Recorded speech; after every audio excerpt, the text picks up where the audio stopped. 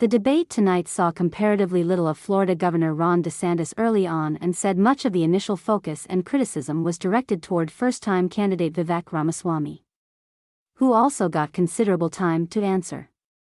Here's a portion which seemed to set the tone. Ramaswamy and former Vice President Pence: Vivek, you recently said a president can't do everything.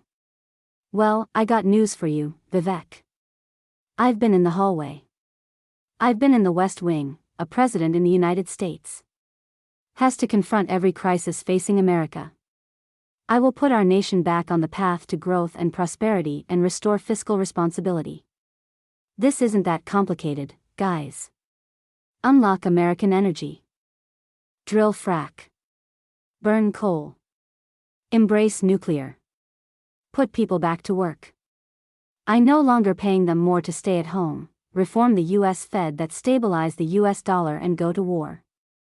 The only war that I will declare as U.S. president will be the war on the federal administrative state, that is the source of those toxic regulations, acting like a wet blanket on the economy. So I'm not sure I exactly understood Mike Pence's comment, but I'll let you all pass that out for me. It's pretty simple. That's something a U.S. president can do with focus, and I'll deliver on it. Let me explain it to you. Let me explain it to you. If I can. I'll go slower this time.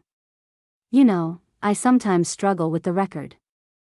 I was a House conservative leader before it was cool that I balanced budgets and cut taxes when I was governor. I mean, look, Joe Biden has weakened this country at home and abroad. Now is not the time for on-the-job training. We don't need to bring in a rookie. We don't need to bring in people without experience. Now that everybody's gotten their memorized pre-prepared slogans out of the way, we can actually have a real discussion. Now, that the reality and the fact of the matter is that one of yours? No, not really, Mike. Actually, we're just going to have some fun tonight. And the reality is, you have a bunch of people, professional politician wins, super PAC puppets following slogans handed over to them by their 400-page super PACs last week. The real choice we face in this primary is this: do you want a super PAC puppet, or do you want a patriot who speaks the truth?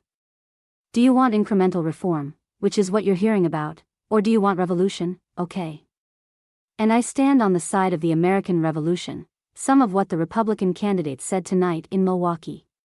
Joining me here, CNN's senior political commentator David Axelrod, CNN's John King and Abby Phillip, also CNN political commentator, analyst for Griffin, Scott Jennings, and David Urban.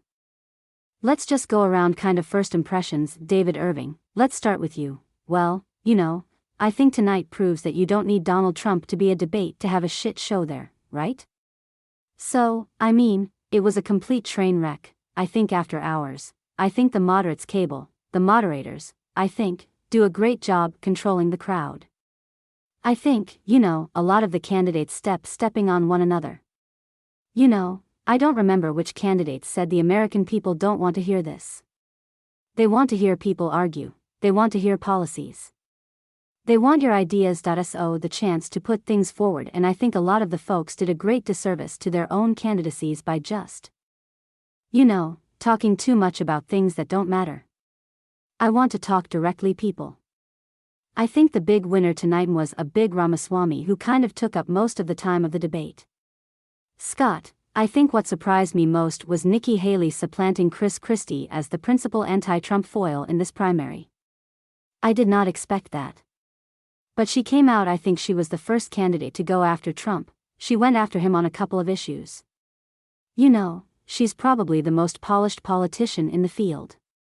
And it showed. I mean, she was ready for the debate stage.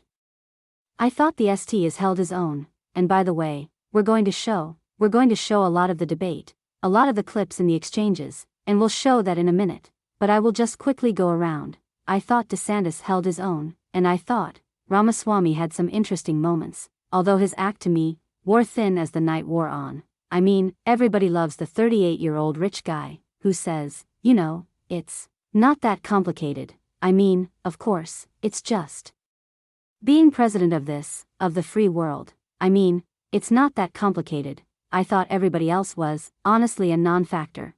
Chris Christie was flat. Tim Scott was a senator, which is not great in a debate format. Bergman, Issa, God bless them, I don't, but I think Haley and Mike Pence far up cake. This coverage tonight, my sense was Nikki Haley was the winner of the night. I think if you're trying to pull for the sort of alternative to Trump, who can get mainstream Republicans and win a general election, she did that. I think she really took Vivek to the woodshed on foreign policy, and that it's not easy to be the leader of the free world.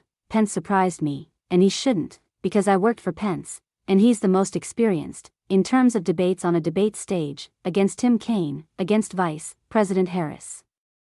I actually think that Vivek Ramaswamy, sort of smugness and sort of antagonistic approach brought out this righteous indignation in Pence that you don't always see. He can sometimes fall flat.